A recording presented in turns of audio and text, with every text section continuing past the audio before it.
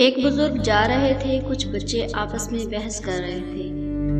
जब करीब से गुजरे तो वो बच्चे कहने लगे, बाबा जी, हम आपस में किसी मसले पर बहस कर रहे हैं, आप जरा फैसला करें।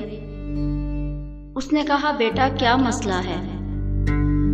बच्चे ने कहा कि हम आपस में बहस कर रहे हैं कि एक आदमी बड़ा नेक हो, कभी गुनाह न किया हो, उसके दिल पर अल्लाह की खास नजर रहती है, या एक आदमी बड़ा ही गुनहगार हो और सच्ची तौबा कर ले, उसके दिल पर खास नजर रहती है।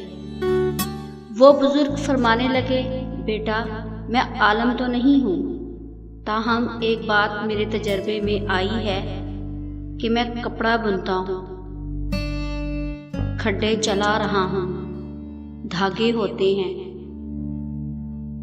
मेरे तजर्बे में बात आई है कि जो धागा टूट जाता है मैं उसे गिरह लगाता हूँ, उसके बाद उस पर खास नजर रखता हूँ कि दोबारा ना टूट जाए। मुमकिन है जो बंदा शैतान के रास्ते को छोड़कर सच्ची तौबा कर ले, अल्लाह से अपनी गांठ बांध ले, मुमकिन है उसके दिल पर अल्लाह की खास नजर रहती हो कि ये बंदा दोबारा ना टूट जाए,